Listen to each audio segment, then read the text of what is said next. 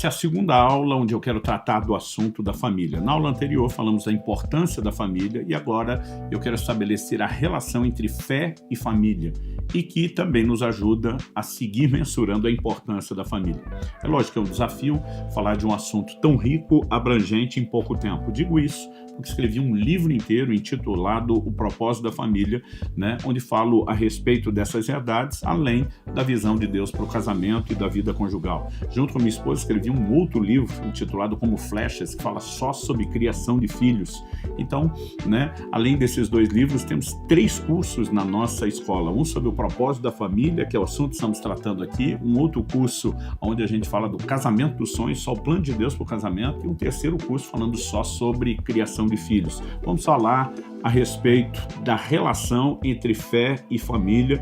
E o nosso texto, nosso ponto de partida, será a afirmação do apóstolo Paulo em 1 Timóteo, no capítulo 5 e no verso 8, onde ele diz o seguinte: se alguém não tem cuidado dos seus, especialmente dos da própria casa, esse negou a fé e é pior do que o descrente.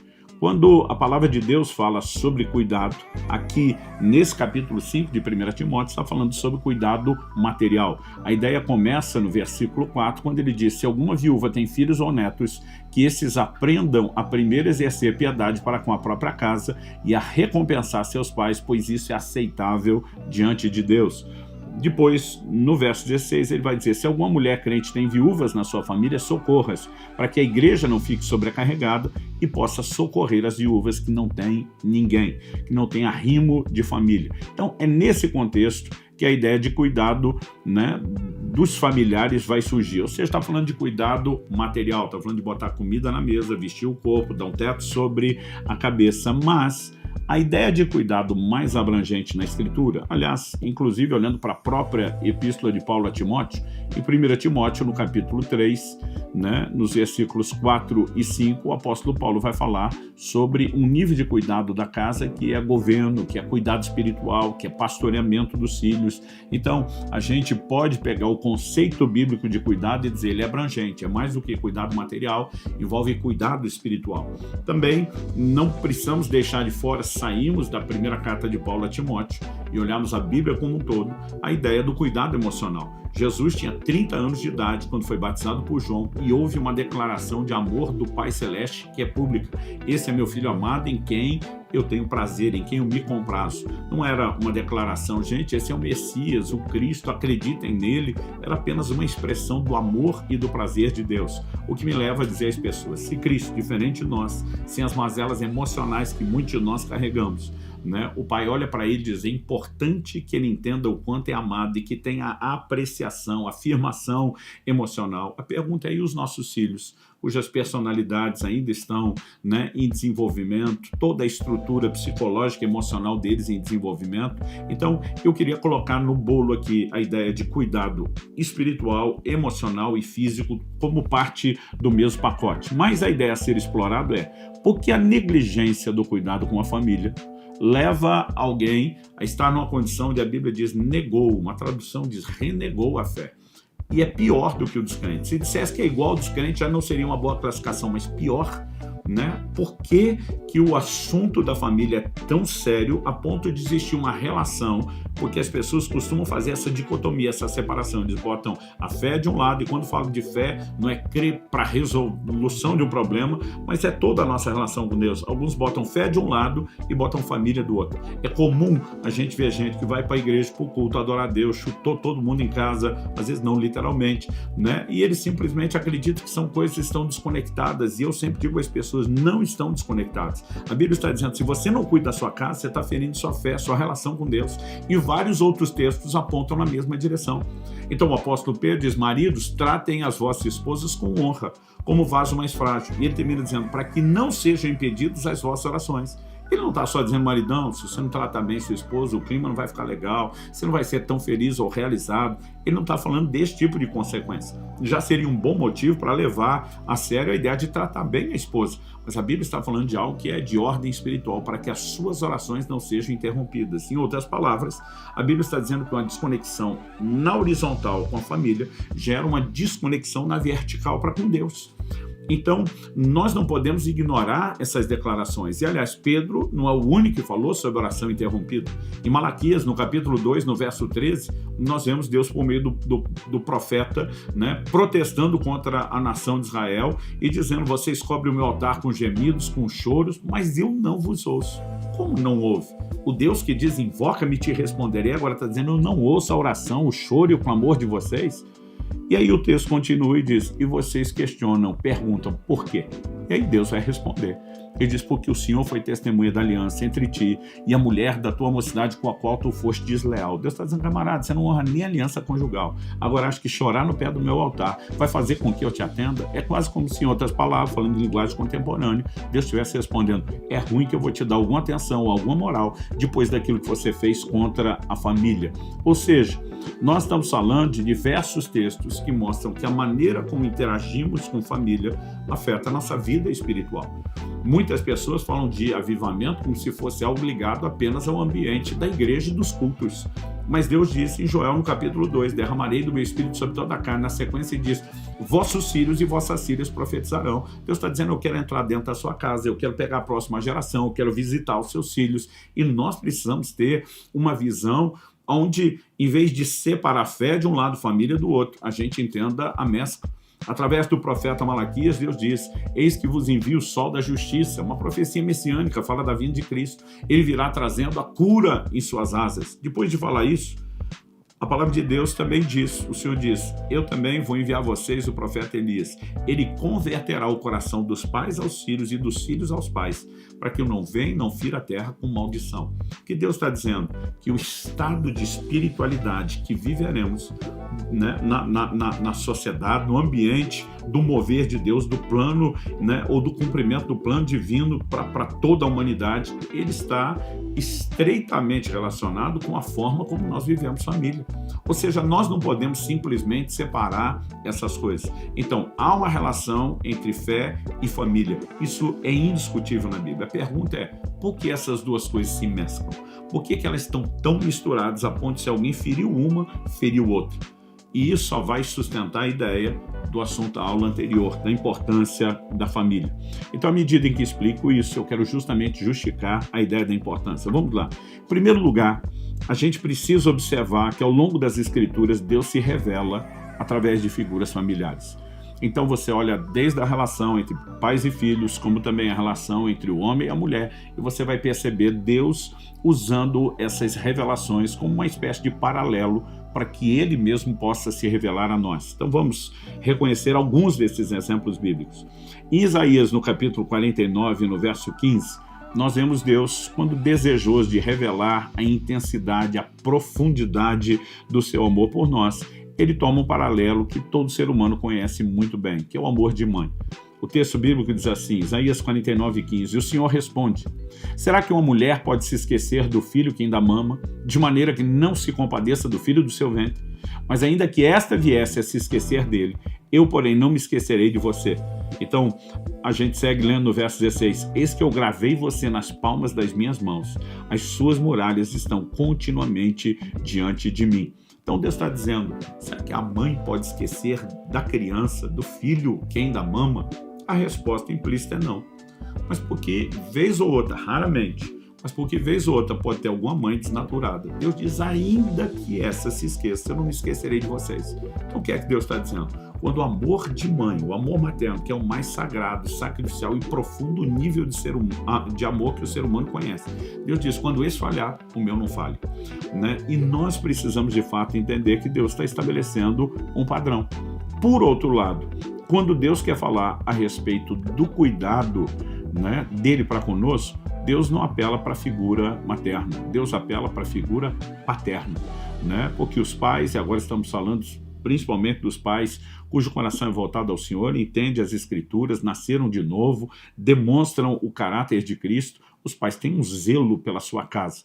E o texto bíblico é Mateus capítulo 7, né, dos versículos 9 a 11. Jesus diz assim, ou quem de vocês, se o filho pedir pão, lhe dará uma pedra? Ou se lhe pedir um peixe, lhe dará uma cobra? Ora, se vocês são maus, sabem dar coisas boas aos seus filhos, quanto mais o Pai de vocês que está nos céus dará coisas boas aos que lhe pedirem. Então a ideia aqui é, Se nós, enquanto maus, damos coisas boas aos filhos, Deus está dizendo quanto mais o Pai Celestial. Aqui é mais do que comparação, é contraste, dizendo ele está num patamar de bondade incomparável acima da nossa. E ele está preocupado com o cuidado de cada um de nós, muito mais do que qualquer pai esteja preocupado com o cuidado em relação aos seus filhos. Outro assunto que nós podemos trabalhar aqui é a ideia da disciplina dos filhos, porque isso também entra no paralelo do relacionamento que nós temos para com Deus. Em Hebreus, lá no capítulo 12, nós vamos ler a partir do versículo 5, e vocês se esqueceram da exortação que lhes é dirigida como filhos. Filho meu, não despreze a correção que vem do Senhor, nem desanime quando você é repreendido por ele, porque o Senhor corrige a quem ama e castiga todo filho a quem aceita. Aqui, uma provável citação de Provérbios 3, versos 11 e 12. Então ele segue dizendo, é para a disciplina que vocês perseveram. Deus os trata como filhos. E qual é o filho a quem o pai não corrige? Mas, se estão sem essa correção, da qual todos se tornaram participantes, então vocês são bastardos e não filhos. Além disso, tínhamos os nossos pais humanos que nos corrigiam e nós os respeitávamos. Será que então não nos sujeitaremos muito mais ao Pai espiritual para vivermos? Pois eles nos corrigiam por pouco tempo, segundo melhor lhes parecia. Deus, porém, nos disciplina para o nosso próprio bem, a fim de sermos participantes da sua santidade. Na verdade, toda disciplina, verso 11, na verdade, toda disciplina, ao ser aplicada, não parece ser motivo de alegria, mas de tristeza. Porém, mais tarde, produz fruto pacífico aos que têm sido por ela exercitados, fruto de justiça. Nesse texto nós vemos Deus estabelecendo um paralelo. Da mesma forma como os pais precisam disciplinar os filhos e fazem isso movidos por amor, Deus faz o mesmo para conosco. Por que eu estou destacando que Deus se revela através de figuras familiares?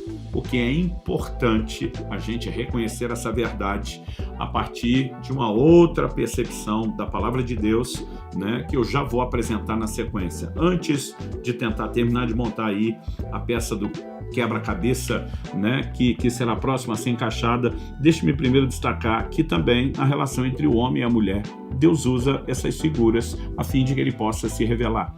Isaías, no capítulo 62, no verso 15, Deus fala a respeito do noivo. Eu acho interessante, não importa o ângulo em que a gente olha isso, se é da experiência pessoal, se é de outros, Se eu lembro da época em que eu, noivo da Kelly, pensava dessa forma, se quando eu olho para meu filho Israel, quando estava noivo, a empolgação toda dele, se quando olho para perto da época em que Lícia, minha filha, estava para casar, e Caleb, meu genro, noivo, demonstrava a mesma empolgação, não importa se a gente fala da gente ou de outros, é meio que senso comum. A Bíblia diz assim, porque como o jovem se casa com a moça, assim os seus filhos se casarão com você. Como o noivo se alegra com a noiva, assim o seu Deus se alegrará com você. Deus está tomando paralelos e um deles é como o noivo se alegra. Outra tradução de se regozija da noiva.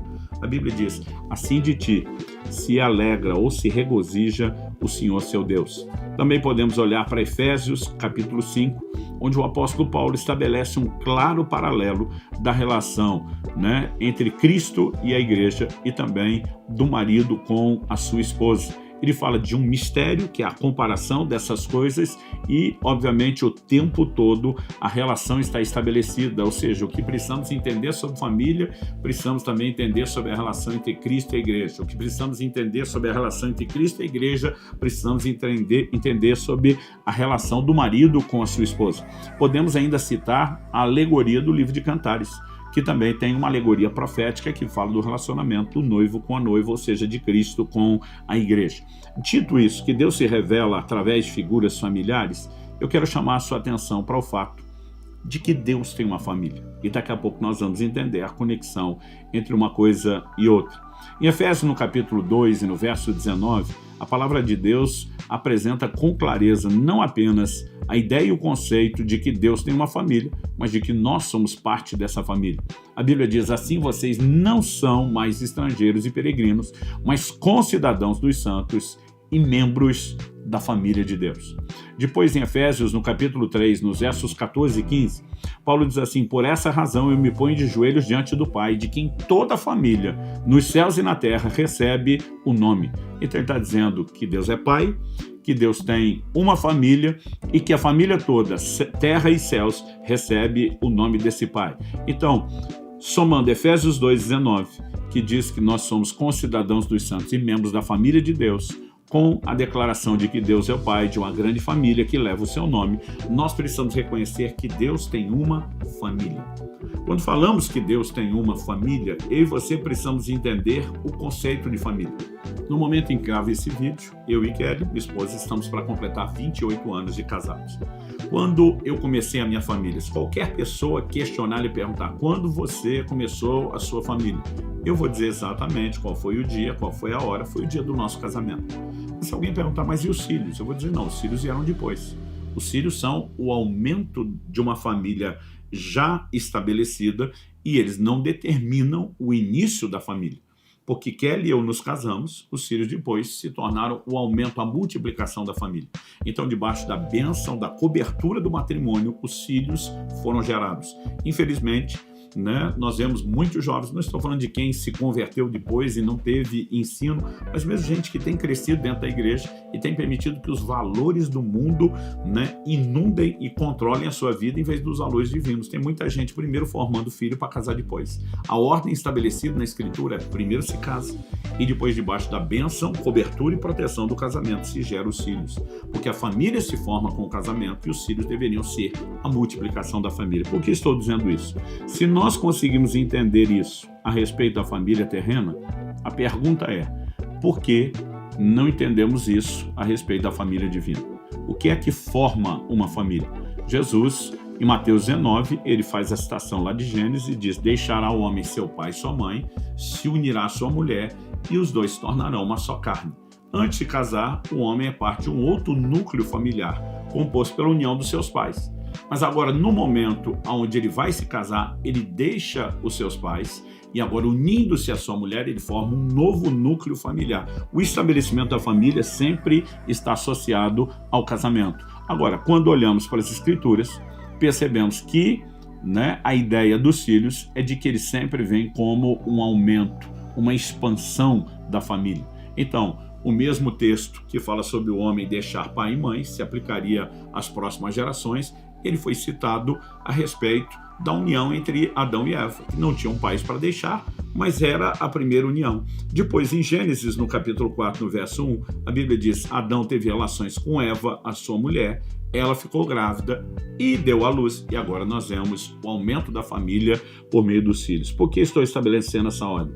Durante muito tempo, quando eu pensava na família de Deus, que é o que estamos apresentando, eu achava que Deus só passou a ter uma família quando ele criou os seres humanos. Então nós, os filhos, entramos no cenário, agora porque existem filhos, Deus tem uma família. Mas se a ideia é que os filhos são o aumento da família e não determinam o início da família, porque é quando o assunto é em relação a Deus, a gente acha que ele só passou a ter uma família quando nós entramos no cenário. Eu sei que eu citei um dos textos, que fala da gente como filhos na terra e no céu, que levam o nome de Deus, mas isso não significa que o início da família de Deus surgiu apenas quando nós entramos no cenário. Nós precisamos entender que a existência do homem, que a multiplicação ou o aumento da família de Deus não determina o início da família. Então, deixe-me te dizer algo. Esse assunto lá das aulas 6 e 7 que demos no início do Fundamentos Doutrinário, quando falamos a respeito do mistério bíblico da Trindade, um só Deus se manifesta em 3 distintas pessoas, mas a Trindade é o mais perfeito modelo de uma família. Quando falamos a respeito da família de Deus, nós não podemos deixar de levar em conta que a Trindade é o mais perfeito modelo de uma família e, aliás, uma família eterna, pré-existente, existe antes da criação e da formação do homem e de toda a humanidade, que depois comporiam apenas o aumento de uma família que já existia. E precisamos pensar nisso porque, se Deus já tinha uma família, quando ele cria o homem para viver em família, ainda que nós não temos uma reprodução exata de todas as coisas na família celestial, Deus queria de alguma forma nos dar alguma coisa que fosse parecido com aquilo que ele já tinha. E nós precisamos entender que isso também nos dá uma percepção da importância que a família tem, porque Deus queria que vivêssemos algo parecido com aquilo que Ele tem. É lógico que temos coisas aqui na terra que não se comparam com aquilo que se vive no céu. Por exemplo, Jesus diz que aqui na terra se casa e se dá em casamento. Nos céus, ele diz, nós vamos ser como os anjos e isso não vai acontecer. Aqui nós temos distinção de gênero, homem e mulher, reprodução. Mas a Bíblia diz que em Cristo não existe homem, nem mulher, escravo, nem livre, porque no plano espiritual as coisas são diferentes daquilo que temos no natural. Mas ainda que você considere algumas dessas diferenças, e entre elas está, quando eu começo a falar da Trindade como família, eu não sei dizer quantas vezes, mas foram muitas, as pessoas já me abordaram perguntando algo, que inclusive já ouvi isso de outras pessoas até antes de entender com clareza o que eu estou pregando agora. Peraí, pastor, então se Deus é o Pai, Jesus é o Filho, então o Espírito Santo é a mãe, e não há nada na Bíblia que chame o Espírito Santo de mãe. Mas algo interessante é que às vezes nós estamos tentando entender a família eterna, celestial, a de Deus, a partir da família terrena, que é uma réplica incompleta e imperfeita. Então a gente tenta achar lá o paralelo que nós temos de cá. E na Bíblia não tem nenhum lugar, né? Nunca achei isso, onde o Espírito Santo é comparado com uma mãe. Mas, se você fizer a análise inversa, e se você olhar a partir da família celestial e for procurar similaridades que a família terrena tem em relação à celestial, aí você vai descobrir que papéis que foram confiados à mãe na família terrena são atribuídos ao Espírito Santo na família celestial. Quem é o responsável pela gestação da vida na família terrena? A mãe. Mas quem é o responsável por isso na família eterna? O Espírito Santo. Não importa se estamos falando da criação, lá em Gênesis 1, né? Ou se estamos falando de um corpo que será formado para Jesus e o anjo anuncia a Maria, descerá sobre ti o Espírito Santo e o poder do Altíssimo te envolverá com a sua sombra. Quem é a fonte de consolo na família terrena? A mãe. Né? Normalmente nossos filhos já choram chamando a mãe. Agora, quem é a fonte principal de consolo na família eterna? Deus é chamado de o Deus de toda consolação. Jesus é apresentado na Bíblia oferecendo consolação. Não podemos dizer que isso é exclusivo, mas ninguém teve tanta ênfase nesse papel, nem recebeu o nome que foi dado ao Espírito Santo, o Consolador, né? Porque a ele é atribuído esse trabalho de uma forma distinta. Então, quando reconhecemos que Deus tem uma família, nós podemos pensar que Deus nos criou para viver em família, tentando já estabelecer de antemão ilustrações que nos desse uma percepção e uma compreensão de quem Ele é. Então, eu ouso dizer, e aqui eu quero passar para o nosso terceiro tópico, o primeiro é que Deus se revela através de figuras familiares, o segundo é que há uma família de Deus, né? E o terceiro é o que a visão de família produz no nosso relacionamento para com Deus. Então eu gosto de dizer que a nossa visão de família é como uma lente que determina a revelação de Deus que eu e você teremos. Algumas pessoas, infelizmente, têm uma lente de distorção e o que elas estão enxergando é uma espécie de caricatura. Outras, elas têm uma lente correta. Então, eu e você jamais entenderemos a família de Deus corretamente se a visão que temos de família é uma visão distorcida. Isso depender da experiência da maioria de nós. A visão será distorcida porque ninguém nasceu, cresceu, viveu numa família que fosse perfeita. Então, a lente precisa ser estabelecida pela revelação da palavra de Deus. Qual é a visão de família que eu e você devemos ter? Aquilo que com clareza entendemos na palavra e que devemos reproduzir. Então, quando Deus estabeleceu mandamentos familiares, como o marido trata a esposa o marido, os pais tratam os filhos aos pais, Ele não está protegendo apenas a instituição família que Ele criou, Ele não está protegendo apenas a funcionalidade dos relacionamentos, mas Ele está nos ajudando a ter percepções corretas a respeito de quem Ele é. Então, a visão que alguém tem de família vai afetar a visão que ele tem de Deus. Normalmente, pessoas, por exemplo, que viveram uma experiência ruim com os pais, têm dificuldade em relação à paternidade de Deus. Pessoas que tiveram um péssimo relacionamento com a mãe, na prática, acabam tendo dificuldade de relacionamento com o Espírito Santo. Pessoas que tiveram muito problema e dificuldade com os irmãos, às vezes têm dificuldade de se relacionar com os irmãos na fé. Isso é fato. Estou falando de uma estatística de alguém que está praticamente 30 anos no ministério pastoral, observando essas coisas. Por quê? Porque se eu e você não tivermos uma visão sobre Deus maior do que a visão de família, a visão de família vai limitar o entendimento de Deus. No Salmo 27:10, nós vemos Davi dizendo ainda que o meu pai e a minha mãe me desamparem, o Senhor me acolherá. O que ele está dizendo? Na família terrena, nós podemos ter falhas, mas Deus, diferente da família terrena, não falha conosco. Isso me leva ao quarto e último aspecto a ser abordado aqui. Deus quer preencher lacunas familiares. Mencionamos no início, no Salmo 68:5, que Deus é o pai dos órfãos. O que ele está dizendo? Você, órfão que não teve pai, eu quero ser seu pai, eu quero preencher essa lacuna. Jesus, no seu ensino, distinguiu o Pai Celeste dos terrenos, colocando ele num patamar de preocupação, de amor, de valorização, né, gigantesco. O que ele queria com isso? Apenas que a gente tivesse uma informação sobre Deus ou que nós fôssemos impactados pelo entendimento de quem ele é enquanto Pai. Isso não significa, né, de forma alguma que a Bíblia esteja diminuindo os nossos pais. Nos leva a um reconhecimento realista da limitação deles. Em Hebreus, no capítulo 12, no verso 10, a Bíblia diz: nossos pais nos corrigiam conforme melhor lhes pareciam. Acertar em tudo? Não. Né? Com certeza não. Assim como depois nós, quando assumimos a mesma função que eles ao criar os nossos filhos, também não acertamos em tudo. E o que eu e você precisamos entender e compreender é que nesse ambiente familiar, muitas vezes as pessoas se ferem, se machucam. Por quê? Eu costumo dizer que a decepção ela é proporcional à expectativa. E a família é um ambiente de muita expectativa. Mas antes de definir isso apenas na esfera familiar, nós podemos olhar para o Salmo 55:12, né, que diz o seguinte, vou ler do 12 ao 14, porque não é um inimigo que me afronta, se o fosse eu suportaria, nem é o que me odeia quem se exalta contra mim, pois dele eu me esconderia, mas é você, homem, meu igual, meu companheiro, meu íntimo amigo, juntos nos entretínhamos e íamos com a multidão à casa de Deus. O que ele está dizendo?